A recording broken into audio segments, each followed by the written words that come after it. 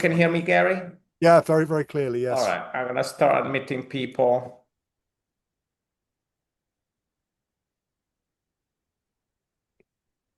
All right, good morning or afternoon, everyone. We're gonna wait just a couple more minutes before I get started with Professor Sheffield here, but welcome everybody to our webinar.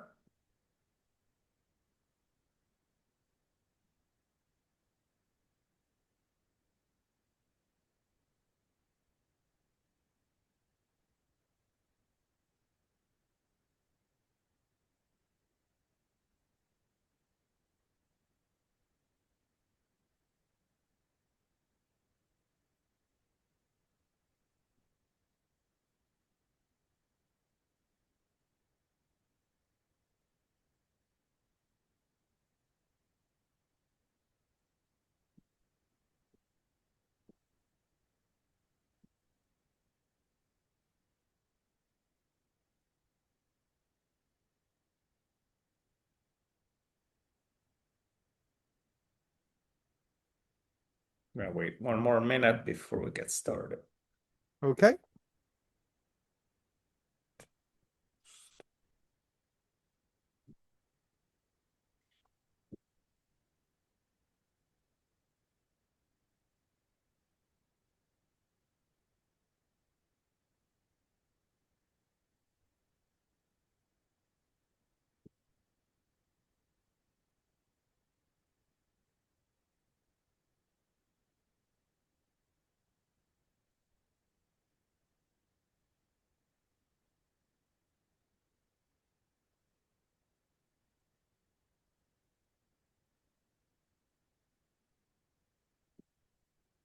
All right. Well, welcome everyone. We're going to get started. Just as a reminder to everybody, this webinar is going to be recorded and it's going to be posted afterwards on our YouTube channel. First, I would like to welcome and thanks Professor Gary Sheffield for being here today. The title of today's webinar is The Soft Underbelly of the Axis, British Empire Armies in Italy 1943 to 1945. And together with Professor Sheffield, we're going to be discussing the British key role in the Italian campaign. If you have attended any of our webinars before, you already know the format, but I'm just going to remind everyone, we're going to first have a very brief intro on our work here at the Allies Museum in Rome. And then we're going to have a fireside chat with Professor Sheffield, tackling some of the questions um, regarding the British involvement and leadership during the campaign, and then we're going to open to questions from the audience. So with that started, I'm going to introduce our speaker today. Professor Gary Sheffield is a visiting professor at the Defense Studies Department at King's College London. Professor Sheffield is a leading British military historian. His last full-time post was as Professor of War Studies at the University of Wolverhampton. His work concentrates on Britain and the Empire at war between 1914 and 1945, so covering both world wars. We're going to be focusing on Second World War this time, including obviously the British Expeditionary Force on the Western Front. Educated at the University of Leeds with a BA and an MA, and then at King's College London with a PhD in War Studies. He has previously held chairs at King's College London and the University of Birmingham.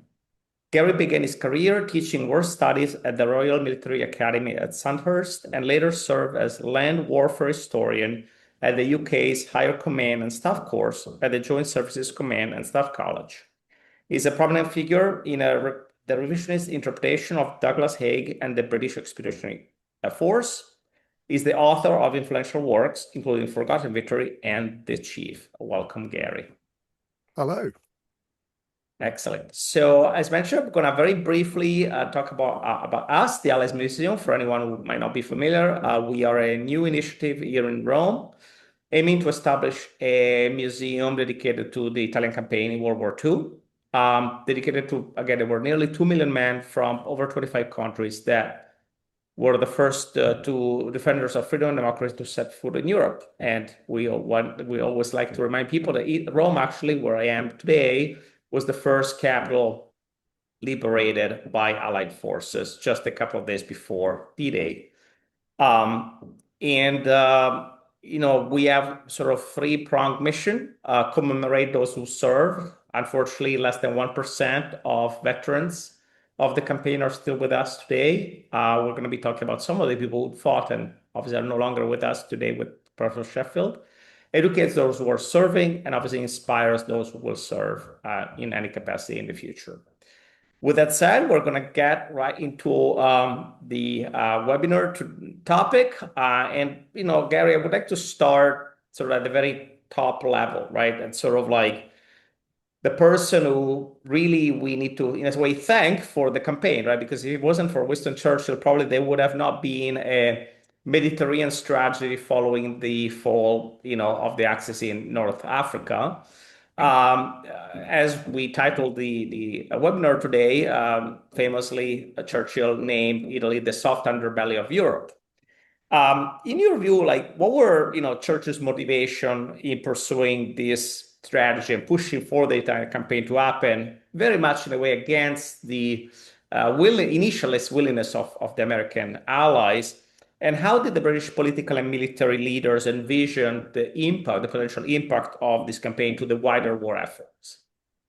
Okay, well, thank you. Well, the first thing to say is the soft underbelly needs a question mark next to it in the title because it proved to be anything but.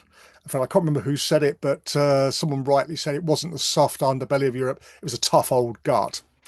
The reason why the British and indeed the Allies ended up fighting, first of all in Sicily and then in Italy, I think fundamentally is because of the large number of Allied forces in the Mediterranean at the time when the Tunisian campaign ended in May 1944. And there's been a lot of debate at the time and since, should the Allies have then moved their forces back to back to England and attacked France in 1943. Well, the balance of opinion is it probably wasn't a good idea for all sorts of reasons, that the Allies actually weren't prepared to launch Operation Neptune, the amphibious part of Operation Overlord at that stage. Also, the logistics simply of moving vast numbers of men and material to the UK and then invading France in 1943 simply was a non-starter. So it's been a popular subject among some historians ever since, but I think it's never going to happen. Which then leaves the question, what do you do with this vast body of men and material sitting in North Africa? It's politically impossible, I think, for them to do nothing, not least because the Red Army is doing the bulk of the fighting, killing and dying on the Eastern Front. And for the British and the Americans, and by British, of course, I mean the British Empire in Europe, just to sit there and do nothing until May, as it originally was going to be 1944, is an absolute non-starter. And so there's a great sort of pressure to force the Allies to fight at least in Sicily. And then, of course, what today now known as mission creep leads at the end of the Sicilian campaign to say, okay, the obvious next step is to invade Italy, but we'll perhaps come back to that later. Churchill himself, of course, is very much a product of the First World War, where he served as a senior politician and indeed briefly as a commander of an infantry battalion on the Western Front. And this, I think, deeply scarred him, that he, along with many other British politicians, senior soldiers, indeed the bulk of the British population, came out of the First World War with the idea that never again would there be such a huge force committed to that sort of fighting as you got on the Western Front in France. And in 1943, fighting in Italy seemed to be a reasonable alternative, that it would be on a much smaller scale than the commitment on the Western Front in the First World War. And Churchill had this belief that Italy would be a pushover. Now, of course, we know that the fascist regime actually collapsed just before, in fact, the Allied troops landed at Salerno in September 1943. But this didn't take away from the fact, of course, that the Germans then occupied basically most of Italy, and conducted a very, very skillful attritional battle. And so in that terms, this simply did, that Churchill's vision simply did not come true. That yes, the Allied losses in Italy were much smaller than those on the Western Front in the First World War. But that's basically because the forces committed were much smaller. But in terms of actual fighting and dying being done by Allied soldiers in the grinding series of attritional offensives, well, I think that the Italian campaign of the First World War is the nearest thing that the British and Empire forces fought to the Somme and Passchendaele in the First World War.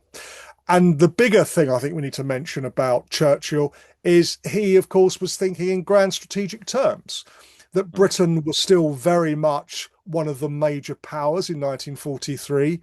Britain had traditionally regarded the Mediterranean back to the days of Nelson in the 18th century as being a key British area of influence, and Churchill carrying on in that tradition. So, famously in 1944 and 1945, the British found themselves intervening in Greece, largely for British national interests, and the Americans were basically stayed out of it because they didn't want to get involved.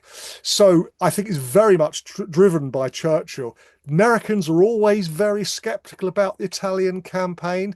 They take part in, I think, largely because of, well, the reasons I've already mentioned. You couldn't simply have them sitting there doing nothing.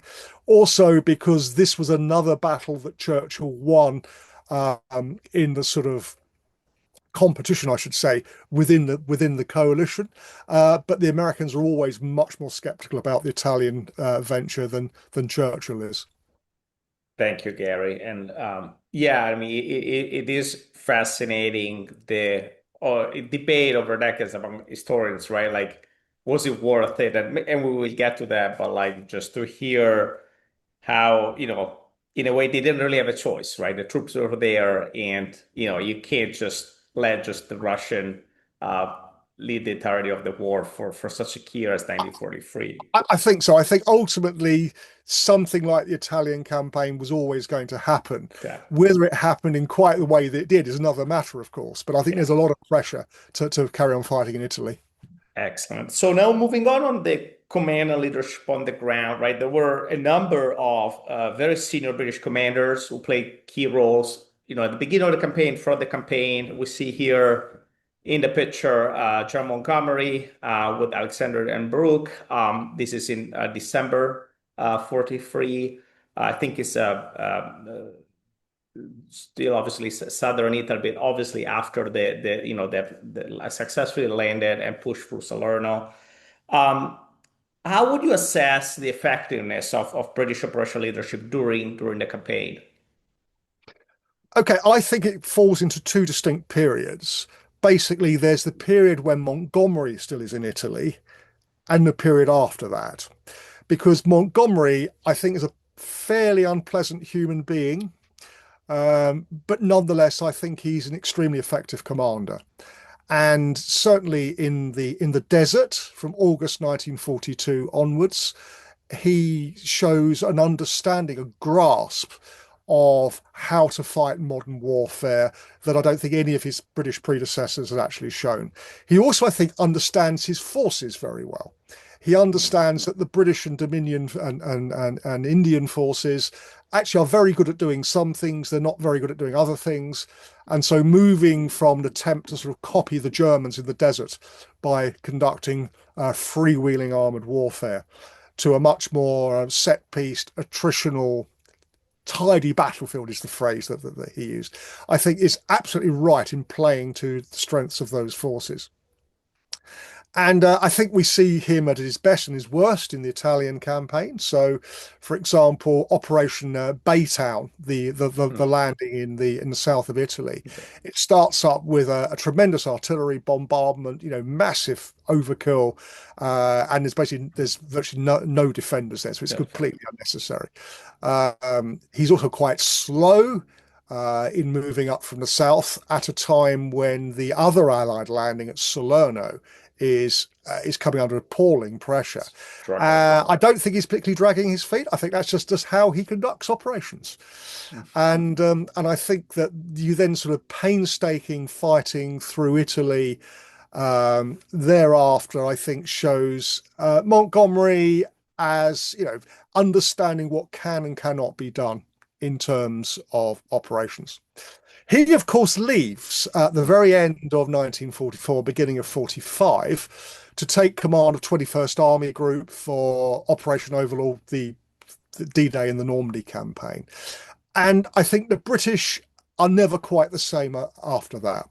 The reason for this is I think that he very much is the best British commander, certainly in the European theatre. I think Bill Slim in the Far East is his equal, but he's not available. And then he's replaced, for example, as commander of 8th Army by Oliver Leese, who would be, an okay corps commander, but I think lacks the essential something to command at army level. And thereafter, I think the battles of Cassino are a very good example of this. You find a not very well joined up campaign, made immensely more difficult by the fact that the British are no longer the senior partners as they had been in the desert. Now, of course, they are at least the equals of the Americans. As I probably say a little bit later, of course, the 8th Army and later the 5th Army consists of not just British, but also Empire forces who can't simply be ordered around like the British.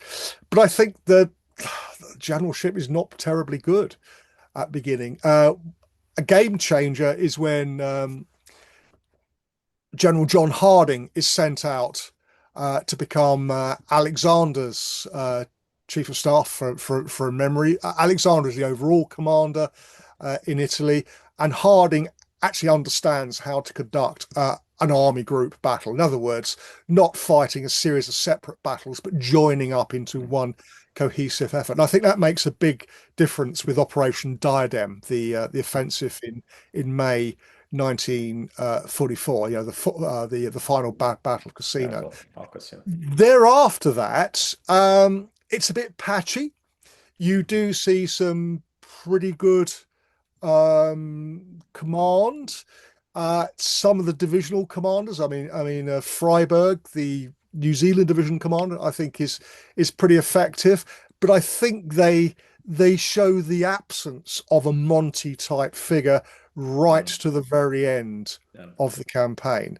And given that the American command, people like Mark Clark, isn't much better or any better at all, I don't think you can look at the Italian campaign as the high point of Anglo-Allied command. Thank you, Gary. And yeah, we're not going to go into the American side, but there's definitely very strong opinions about Mark Clark and his effectiveness. I was in New Zealand recently at a conference, and I mentioned Mark Clark, and you could almost hear the sort of hiss coming from the audience. He's not didn't go down well with the Kiwis. Yeah, I can imagine. Moving on, the next question, you did already mention the fact that it wasn't just the British, it was the British Empire Armies. The Italian campaign is the most international campaign of the war, right? You have contingents from all continents. Again, we're going to focus on Commonwealth forces today, but I want to just mention for the audience, obviously, you have the Brazilians sending a division. You have the French with a massive expeditionary force of their own. You have, obviously, the Polish, but, focusing on the British Empire's armies, as you mentioned, there are formations from all over the empire. This includes, at the time, India, Canada, New Zealand, South Africa, Australia in the Air Force and Navy. How important was this imperial contribution to sustain the campaign, throughout the nearly 2 year of fighting? And what challenges did British leadership face in coordinating such a multinational force?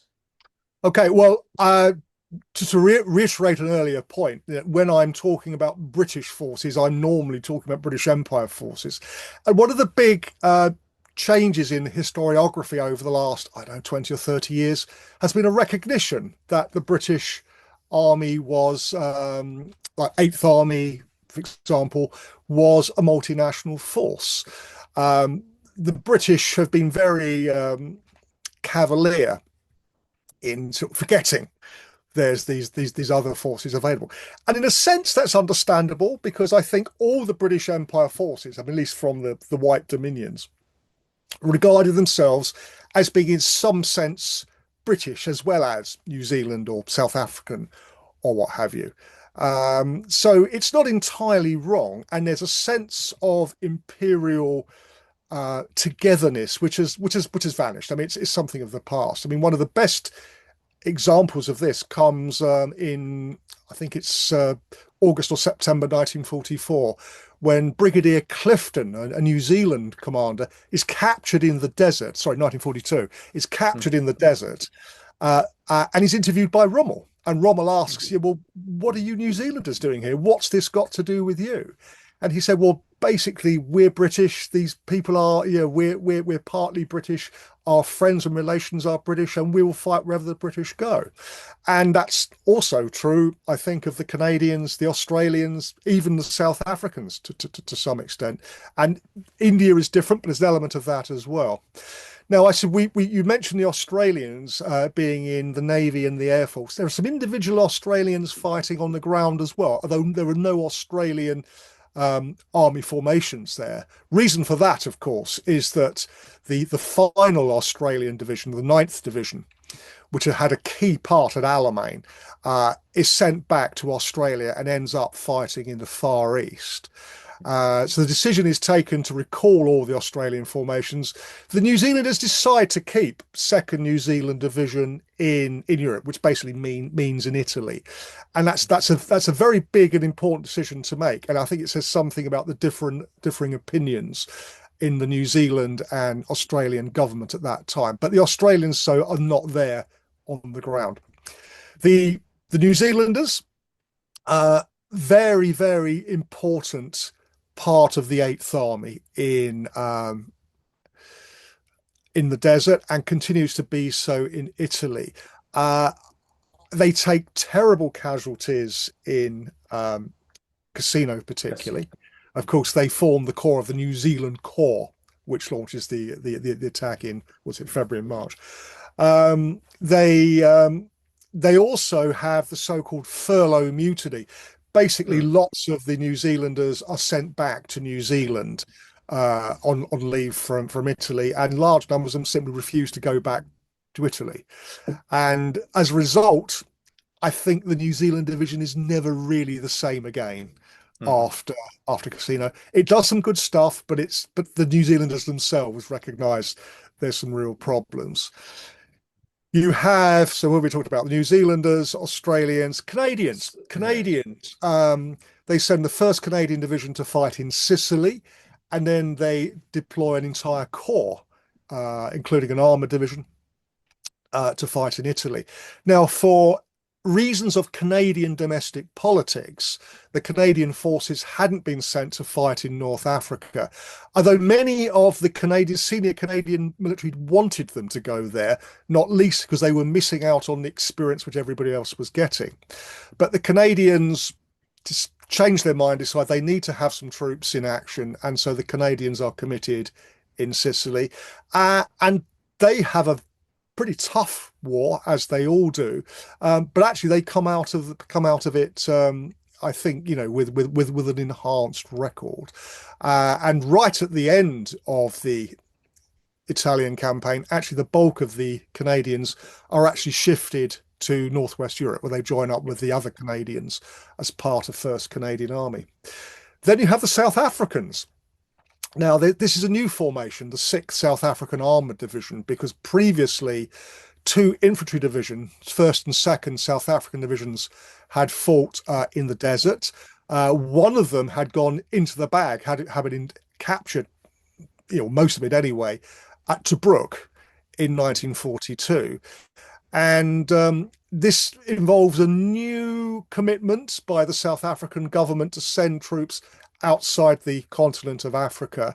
And the soldiers who fight in Italy have in effect volunteered twice. First of all, they volunteered to fight outside South Africa, and then they volunteer to fight in Italy. Why an armoured division? Well, one of the reasons for this is because this involves fewer men. than an infantry division. And the South Africans are having problem reinforcing them. Of course, South Africa, we're talking about the white populations of South Africa. Black troops are there in support roles, but not in combat roles. That's for reasons of racial doctrine, basically. And so you end up with the South Africans fighting as an armored division alongside, for example, the British Guards Brigade at one stage as infantry. And then you have the South African, then you have the Indians, Yeah. particularly the 4th and 8th Indian Division. 4th Indian Division, I think, has one of the claims to be one of the elite divisions of the British Empire in the Second World War. Every Indian brigade has one British battalion in it. So it is not just Indian troops, it is also British troops. And by Indian, we're also including the Gurkhas, who are actually not Indians, they're from Nepal. But the 4th Indian Division and the 8th Indian Division, I think, perform spectacularly well. And just shows actually the sort of combat power the British Empire can bring to bear. And you asked about the command problems. Well, it really amounts to the fact whereas if you're Lees or Alexander, you can order, I don't know, the 46th British Division to go and do X, Y, and Z.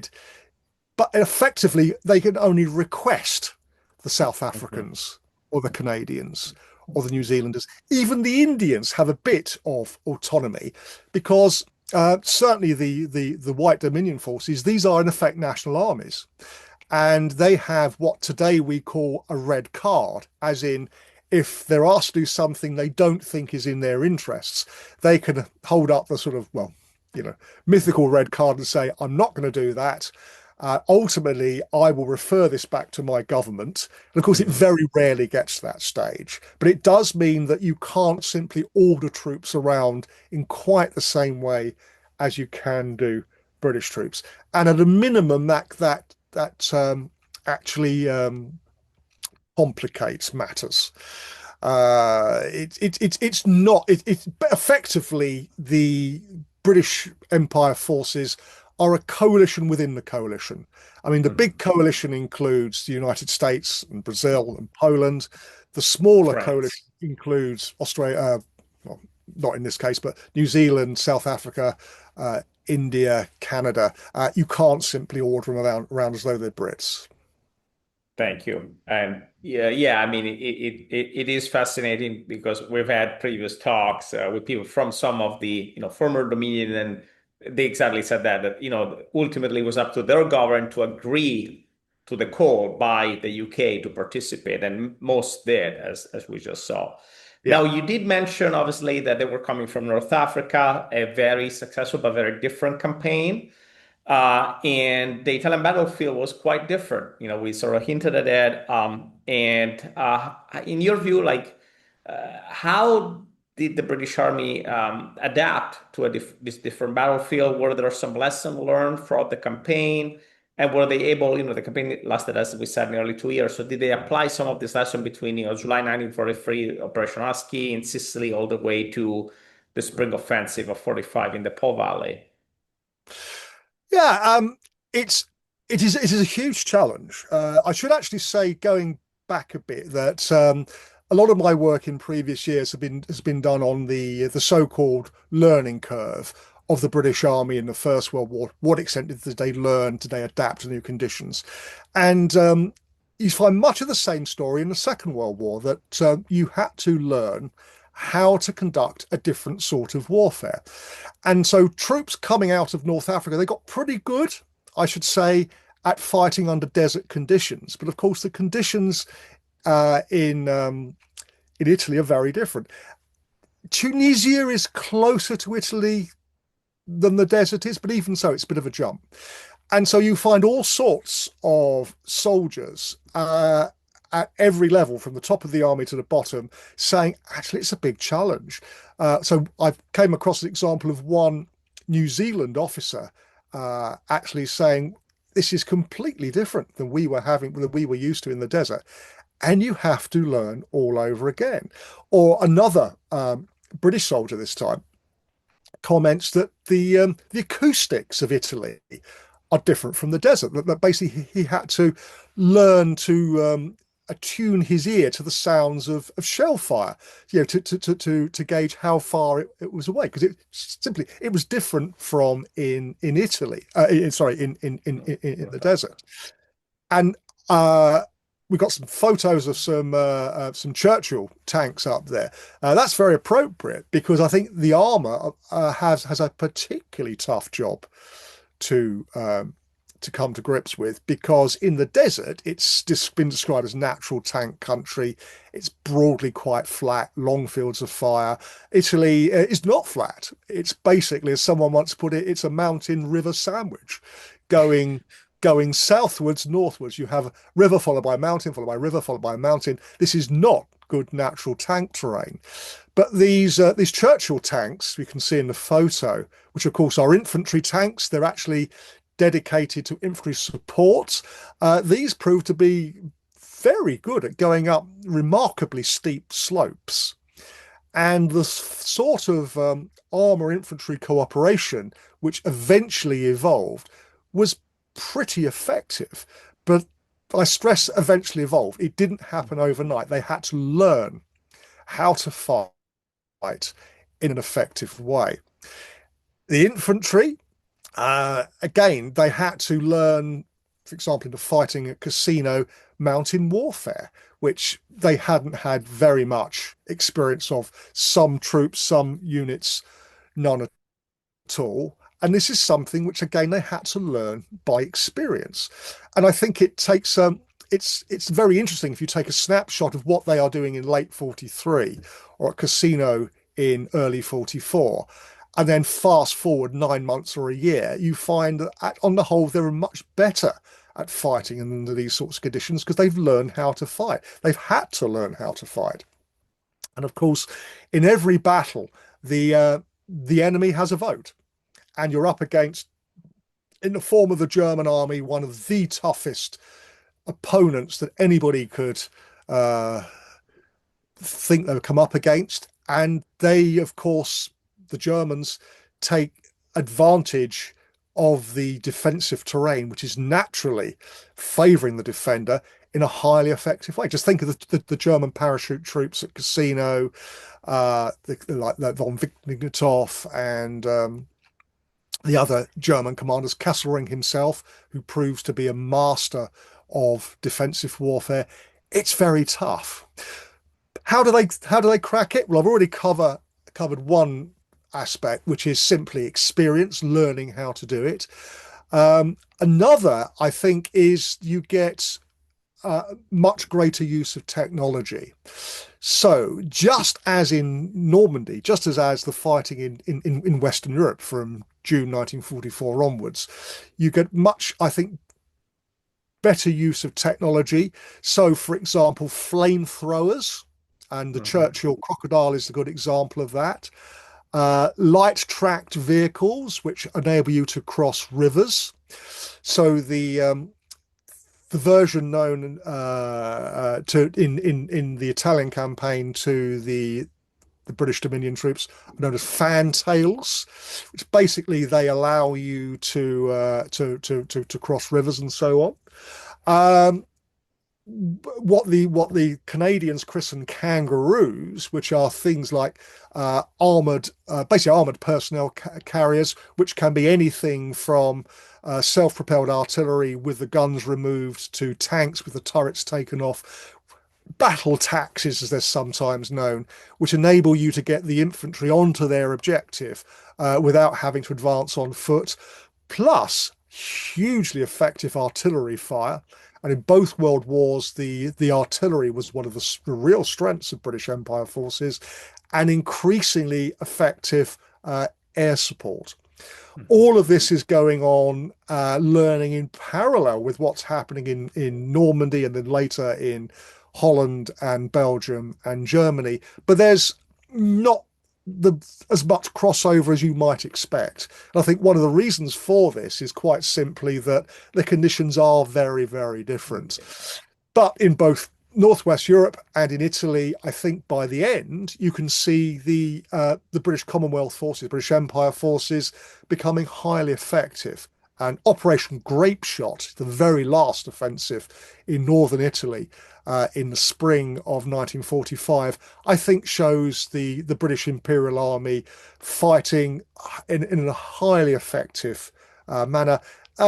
To an extent which I think is underplayed by many historians, and it's certainly something in my own research I've become very interested in. I think it's actually a very underrated operation.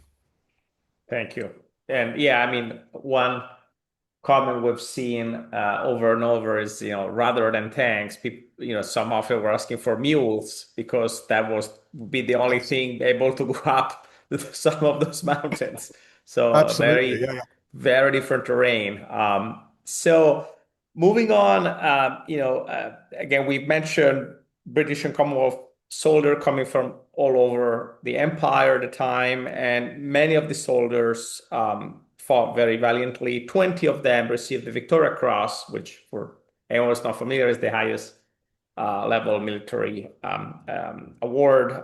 And these were, during the campaign.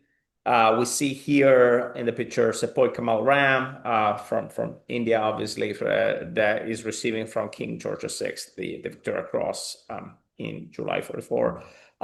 Could you highlight, Gary, a story of maybe one of these recipients, explain how the action of this soldier reveal about the character of the fighting in Italy and experiences of the soldier who served in the campaign? Sure. Well, actually, I looked up Sepoy Kamal Ram actually because I was aware of him, but I did a quick bit of research yesterday. He served, get this right, 3rd Battalion, 8th Punjabi Regiment, 19th Indian Brigade in 8th Indian Division. 19 years old. Apparently, he was up to that point the youngest Indian recipient of the VC in history, and he won it on the 12th of May, 1944, when his battalion attacked the Gustav Line across the River Gari in Italy. I won't read the entire citation, but I've got it here in front of me. Effectively, it says, the company advance was held up by machine gun fire from 4 posts from the front and flanks after crossing the river. As the capture of the position was essential to secure the bridgehead, the company commander called for a volunteer to get round the rear of the right post and silencing it. Volunteering at once and crawling forward through the wire to a flank, Sepoy Kamal Ram attacked the post single-handedly and shot the first machine gunner. A second German tried to seize his weapon, but Sepoy Kamal Ram killed him with a bayonet. He shot a German officer who was about to fire. He went on to attack the second machine gun post. I won't read out the whole citation. Quite clearly, he was an exceptional soldier. And he's what has been called, and what I'm calling in my current research, an example of a big man. Now, this has nothing to do with his physical size. It's all about willingness for him to stand up and be counted. Now, of course, Sepoy is a private. It's the lowest level of the Indian Army. So he's not formally a leader at all. But nonetheless, he behaves in a fashion which is exemplary leadership.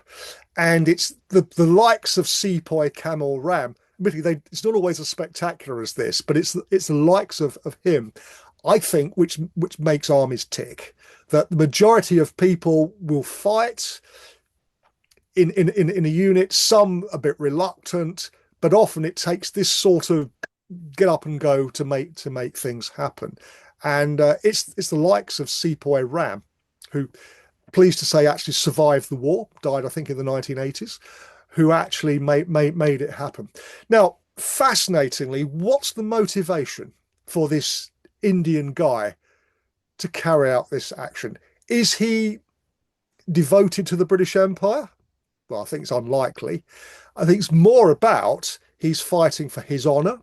He has a sense of obligation to what he would regard as the King Emperor in the photo there, George VI, and he's fighting for his friends. He's fighting for the people around him. And then I think, greater or lesser degree, that's what motivated most people fighting for the British Empire forces. Yes, I think if you're British or New Zealand or a Canadian or something, you probably do have an attachment to the empire. But ultimately, you are fighting for your friends, you're fighting for your personal honor. You're certainly fighting, I think, because of your attachment to the unit you're serving in. And but it's not just fighting. Simply surviving, simply enduring is really, really difficult. It's really awful during the Italian campaign. Of course, even today we have this. Some people have this image of sunny Italy, a place where sunshine's always shining. And of course, well, being an Italian, you'll know that this is not true. I've been to Italy on numerous occasions. It's not true. Italy can be very cold, can be very wet. And particularly in winter in the mountains, it's a pretty miserable existence for the soldiers. So at the end of 1943, when the Allied armies have fought their way north and basically they've had enough. I mean, sort of in technical military terms, they've culminated quite clearly. They're not being able to push on. And you find them basically being treated not that different from soldiers in the First World War, being given thick, heavy coats to wear, basically suspending offensive operations because they just try to keep warm and keep dry. And this, I think, is one of the biggest battle, quite alongside actual fighting against the Germans. The biggest battle enemy, aside from the Germans, is the climate. It is the weather. It is the terrain. And this is really, really grim. We're very lucky in that we've got some extremely good records of morale taken from letters that were sent home by soldiers. They're opened by the censors. Partly they're looking for people giving away military secrets, but they produce some excellent reports on the state of morale. And it's pretty clear at times morale drops quite significantly. It never actually evaporates altogether. They're never on the point of running away altogether. But nonetheless, there are times when morale is pretty low.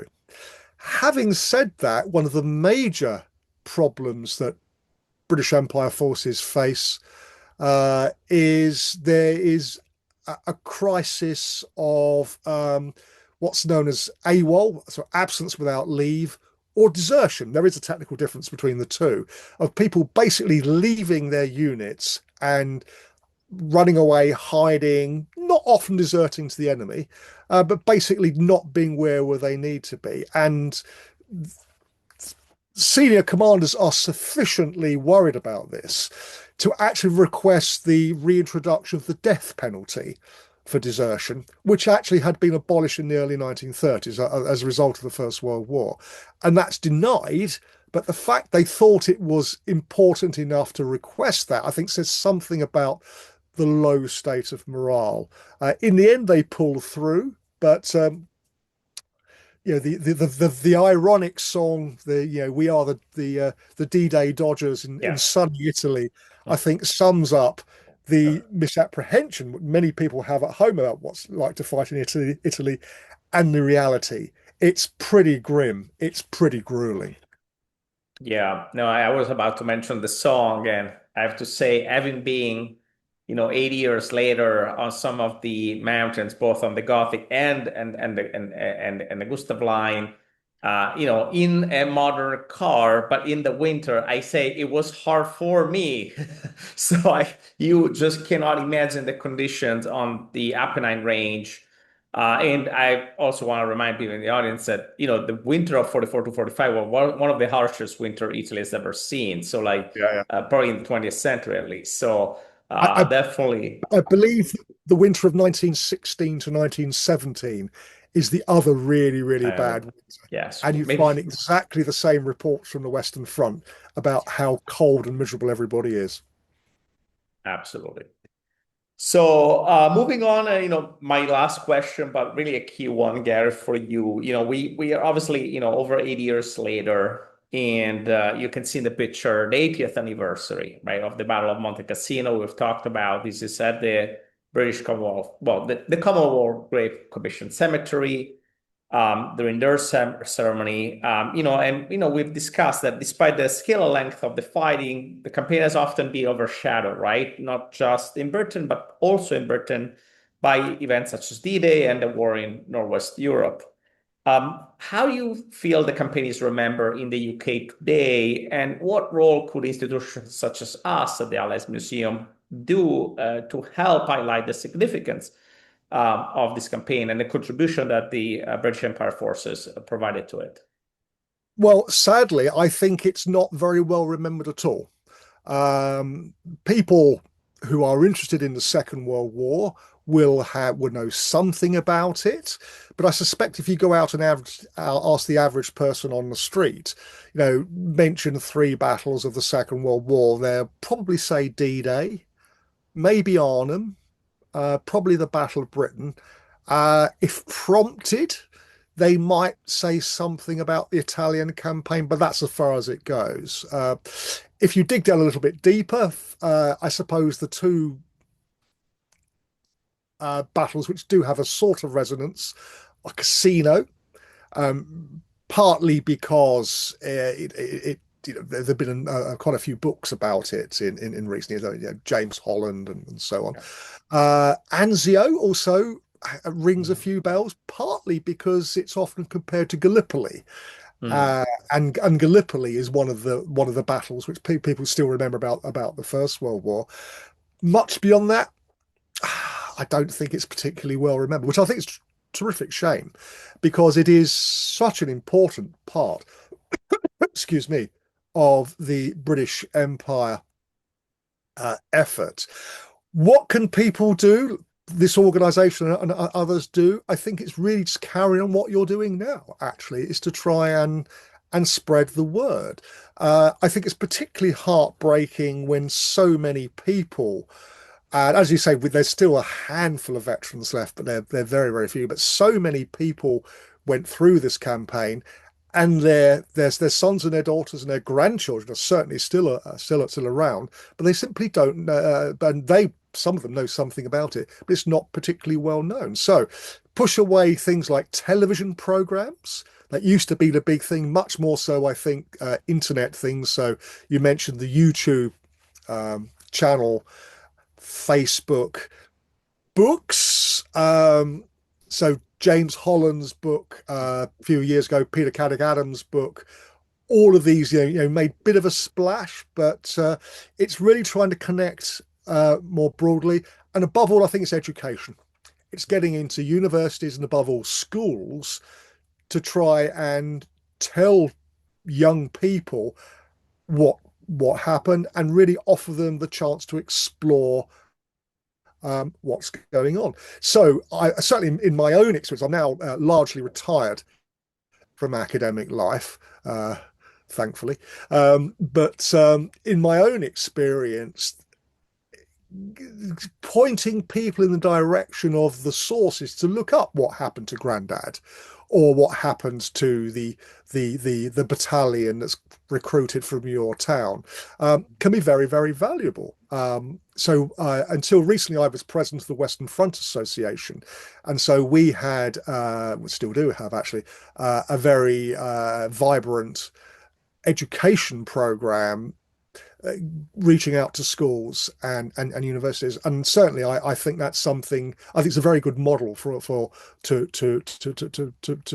follow. So I would like to think that when we come to the centenary of the Monte Cassino, by which time I will be ridiculously old. Hopefully I'll still be around, but I will be very old.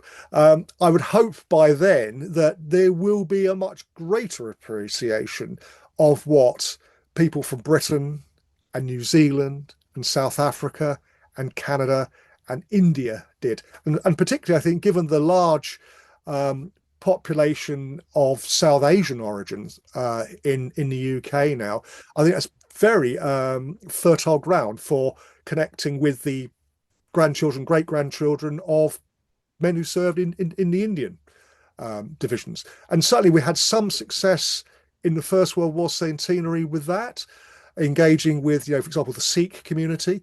And I very much hope we'll be able to do something like that for the Second World War as well. Thank you, Gary. Yeah, very much so. That was my last question, but we're going to now open to the audience. If anyone would like to ask a question to Gary, just please, state your name and who you are, and then feel free to ask. I do have a couple of follow-up questions, but first I want to leave the chance to the audience if anyone would like to ask a question. I've got a question. One of the questions cropped up was it's a point that Churchill ordered the South African Air Force to fly supplies to Warsaw. My understanding is that's slightly different because the South African Air Force was not operating as a distinct national formation. It was operating as part of a bigger Royal Air Force thing. I may be wrong about that, but I think that's the basic difference. Hello, yes, this is Martin Urry from South Africa, and we know quite a lot about. My uncle flew those missions, so we know quite a lot. And you're right, it was part of the bomber group. It's one of the squadrons, two of the squadrons that part of that bomber group. I just want to add that we're also very interested in the 6th South African Armored Division that fought big battles north of Florence. Yeah. I believe they were the first into Florence. And Bologna. And then Bologna. Monte Solo, Monte Stanco, Monte Salvaro, all huge battles near Castiglione dei Pepoli. Well, for life of me, I can't remember the name of the author, but there's a really good book on the 6th South African Armored Division, which I think is called The Road to Pontecorvo. Do you know that one? I know the book. Take me back to Portofino. Portofino, sorry, that's right. Yeah, which I thought was a terrific book, and it captured the experience I thought very well. Well, following up Guido's point earlier, I think if Britain's role in South Africa, if Britain's role in Italy is forgotten in Britain, some people would be absolutely amazed to know the South Africans were even there. So if I can throw the question back at you, Martin, how well known is the South African effort known in South Africa today? I must confess, not very well known. We do as much as we can to. We had a very good film evening last week. A film from a faraway land made by the museum in Castiglione dei Pepoli. Really is about one soldier who died at Monte Stanco and is based on his letters home. It's an excellent. If you can get a copy of it, speak to the museum. I'm sure they'll show you. But yeah, your point's well made. A lot of South Africans don't know about the South African involvement in, first of all, the Second World War, but also in Italy. Yeah. Oh, thank you. Yeah.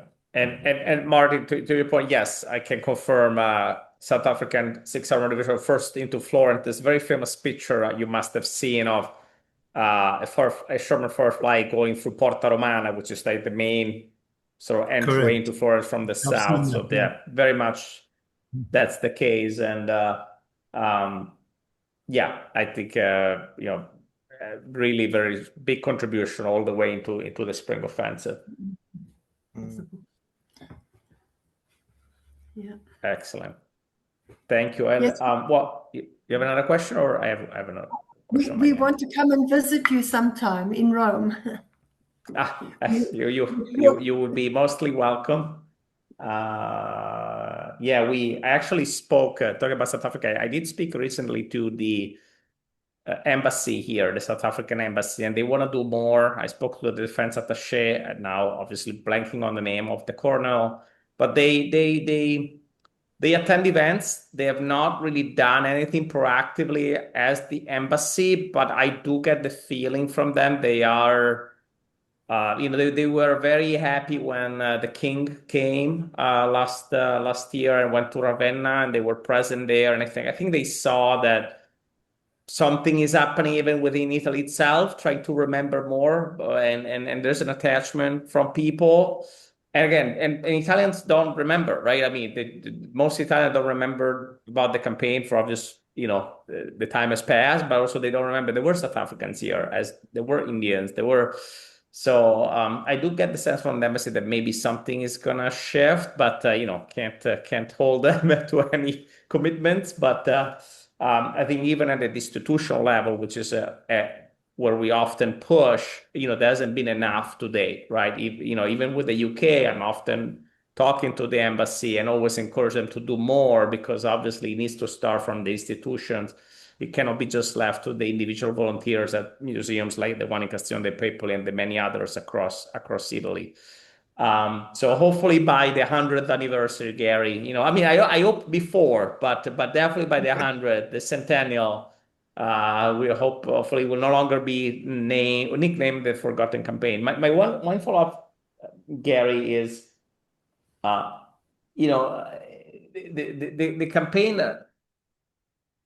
obviously it is not remembered today.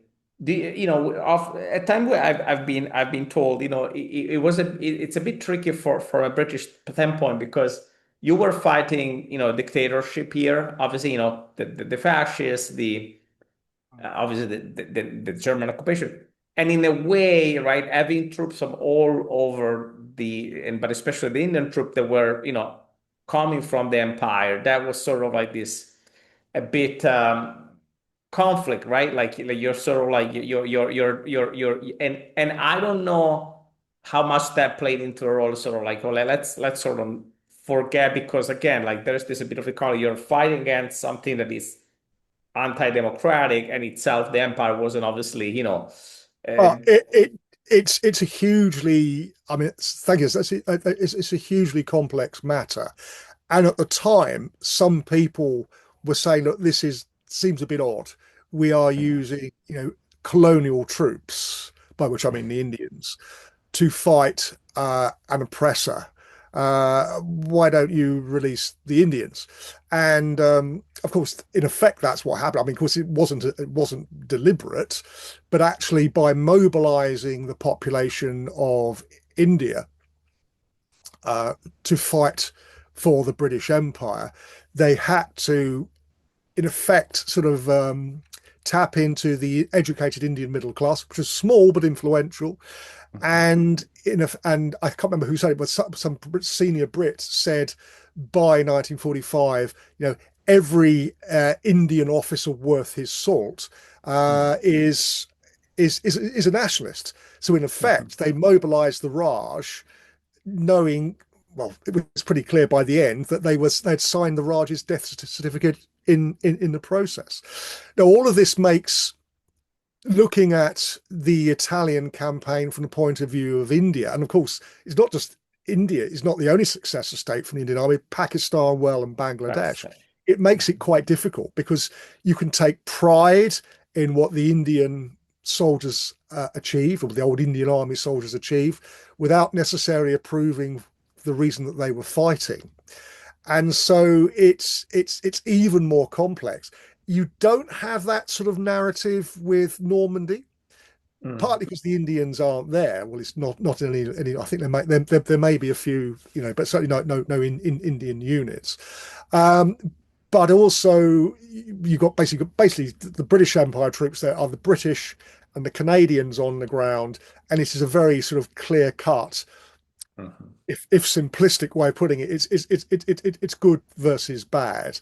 But the British Empire as a whole in the Second World War is much more complex. It's much more morally ambiguous, and people are still wrestling with it to these days. I mean, some people regard the British Empire as wholly bad. Other people regard it as being wholly good. Very few of those these days, but there are some. I think that in reality, I'm not a great believer in black and white. I believe in shades of grey. And certainly, how do you make a moral judgment on an empire which, yes, it's an empire with all that implies, but played a major role in bringing down one of the worst, most murderous regimes in history? There's no simple answers. And Gary, I want to add that it is the same complexity regarding the Italian participation in the campaign with the co-belligerent force, which was the army of the king, the same king, which obviously for nearly 20 years supported Mussolini's government. So it is a complicated, but because of it, I think so worth studying more, right? I mean, it really and so modern in a way in so many facets. So Dare we mention the Americans with yes, with a black segregated soldiers army. and Yes, Jim yeah. Crow and all of that? Well, yeah. I mean, it's morally completely ambiguous. It is, yeah. No, absolutely. On that note, unless there are any other questions, I know we are at time, and I want to thanks again, Professor Gary Sheffield for joining us today. This was a fascinating conversation.